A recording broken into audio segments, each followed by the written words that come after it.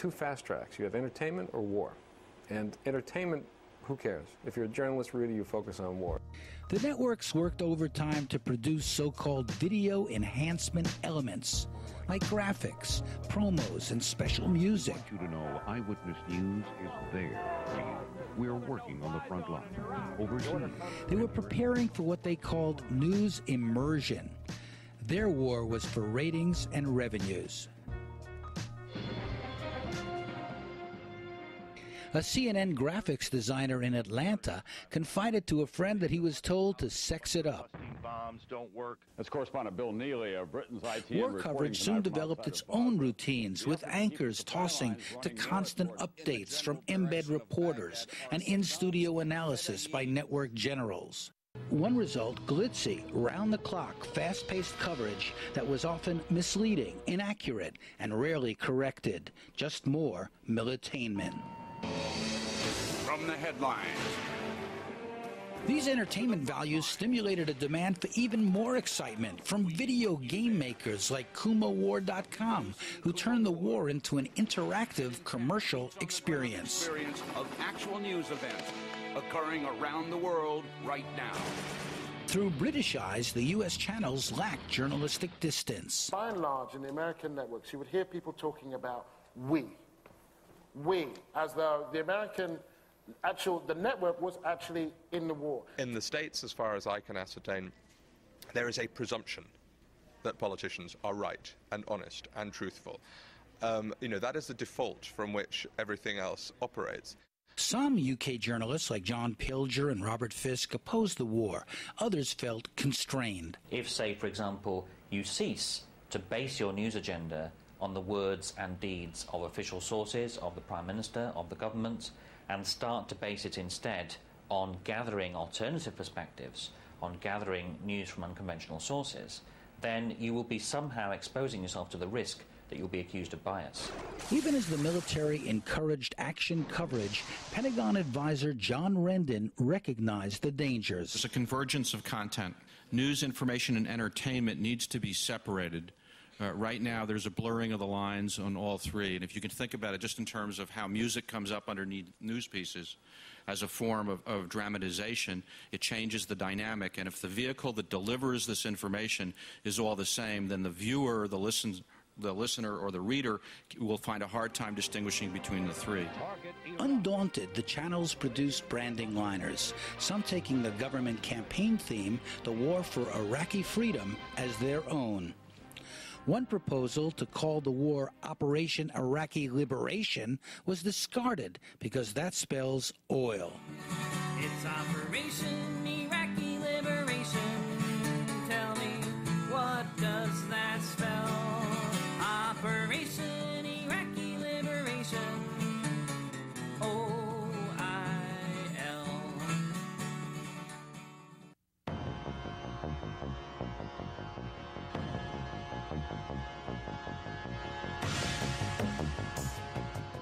We're about 10 miles from the Pentagon in Virginia, at the home of a retired Air Force colonel who's been investigating the stories of the Iraq War, how they were manufactured, distorted, and misrepresented by the media.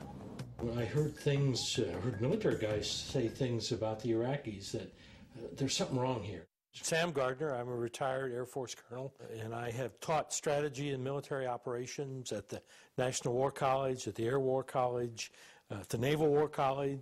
Gardner did a study that reads like the Pentagon Papers of the Iraq War. He and others revealed how information dominance promotes strategic influence, how it drove the Bush administration's preemptive war, using deceptive information as an integral component of military and political combat.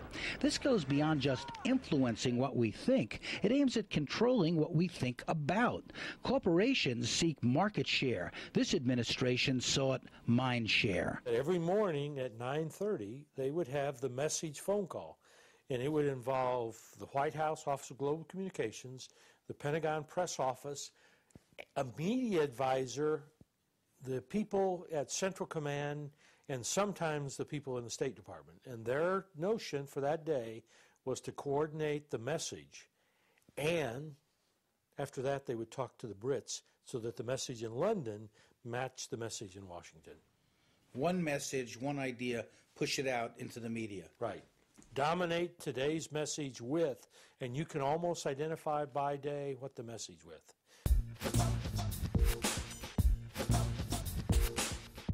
Every day there was live coverage from the Pentagon's high-tech media center in Doha, built by a Hollywood set designer. Wouldn't it be reasonable for some... Unknown to most TV viewers, the White House directly stage-managed the Doha Media Center through Jim Wilkinson, a Republican operative who had worked for a right-wing congressman and then helped run the Bush media operation in Florida in 2000. That strategy included staging events such as this anti-vote recount protest in Miami. It looked like a public protest, but it was actually led by right-wing campaign staffers. Jim Wilkinson, this is the guy that they put in charge of the media operation. He's the guy that engineered it. He's the guy that thought of all these things. Houston Chronicle reporter Harvey Rice watched him in action. He was nothing more than a political commissar. I mean, this is straight out of Stalin. And that's what he was there for. He was there to make sure the military, and as he put it in his first, he said, I'm here to keep them on message. So he was running the information about the war like a political campaign. After the war, Wilkinson was brought back into the White House and then picked to run media at the 2004 Republican convention. A missile attack on a residential section of Baghdad that killed 14 civilians. Can you confirm that? So we think it's entirely possible that this may have been, in fact, an Iraqi missile that either went up and came down. War watchers may remember media writer Michael Wolff challenging media briefers at the Central Command. Why should we stay? What's the value to us for what we learn at this $1 million press center? Wolff was later told to shut the fuck up by a military briefer. Sometimes it's your jaw drops, and it's hard to figure out why. Why are American journalists so maybe not even uncritical, self-satisfied? I think is the word. So the first day of the war, it's on CNN where they've got this bank of cameras there, and everybody goes in. They're watching explosions and tanks rolling across, and guys with M16s, M14s, and we go, is the war started? And these PR guys there, and the one guy I talked to says, I'm sorry, I can't talk to you about that. I don't want to endanger the lives of our boys. I said, but it's on television. If you can give the media more content than they can handle, and as far away from the battlefield as possible, they will focus their energies where the source of that fire hose is. So Doha is the center of the fire hose. And the idea is that you simply have press conferences every day, and every once in a while you throw a little tidbit out, you hand out videotapes, free coffee, whatever, so that if you leave, you're going to miss the story that everybody else is covering. Fire hose coverage and fire hose delivery blots out all the secondary sources. My research of the threads of stories from the war, which takes it from the beginning through the end, the way they were created, the way they were used, the way they were repeated, that research leads me to say that there were 50 or 60 stories that were either created or manipulated for the purposes of distorting the truth. Gardner cited false stories, like the link between Saddam and al-Qaeda, as well as the Jessica Lynch story, which the BBC also debunked. What were the two narratives?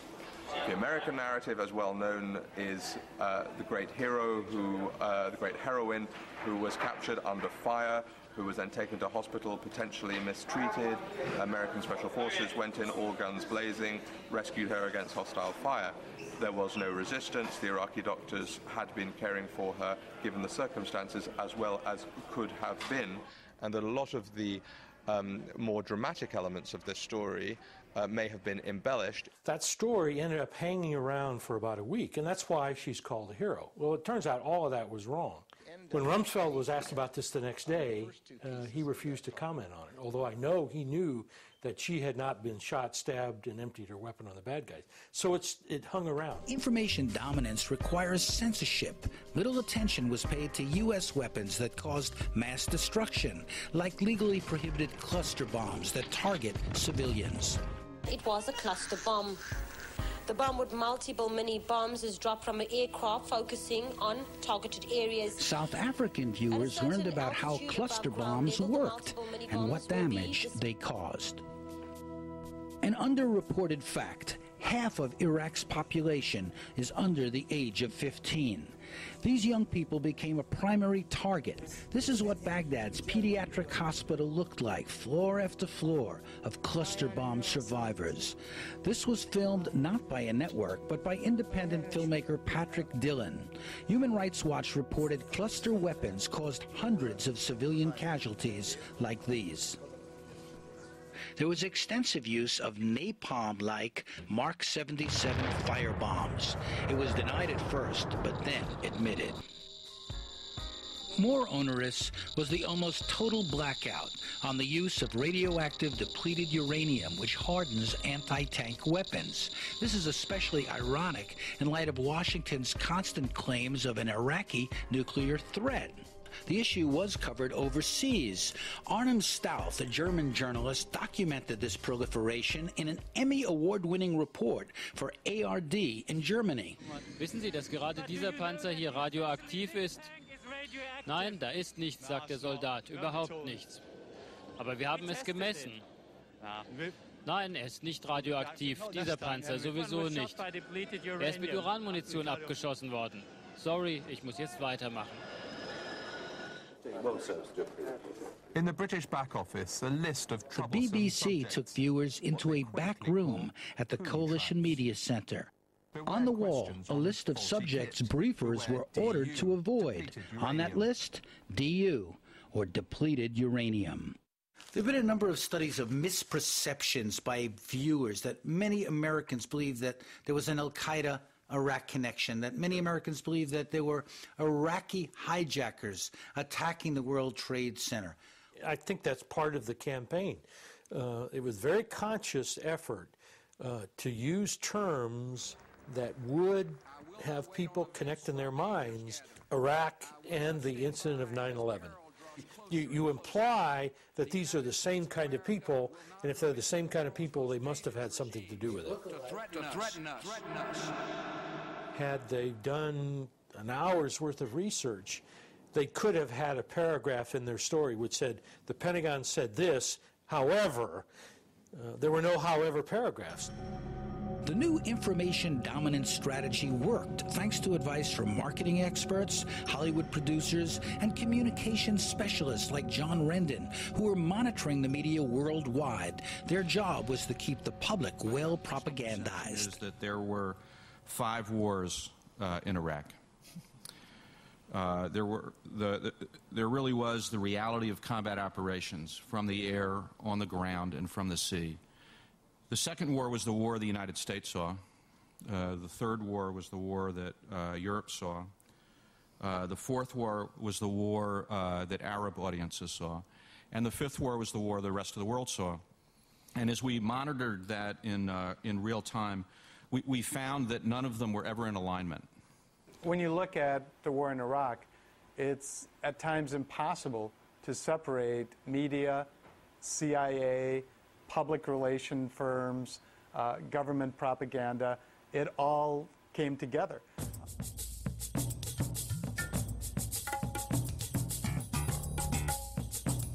What is the problem here, Danny? So what's the problem here? I'm at the Fox News channel, Inside Fox and Friends, a program I monitor every morning. It's been most extreme in its coverage of the war. I'm waiting for the makeup lady to come. I'm going on the air to talk about a conspiracy that happened 40 years ago, the Kennedy assassination. I made a film about that. Fox is not interested really in the conspiracy that's happening now in terms of the media, the military, and the administration. But that's not the subject they have me here to talk about. The past somehow can be handled safely. The present is another matter. Well, you know what they say, that Fox is like not really fair and balanced, that it's really not even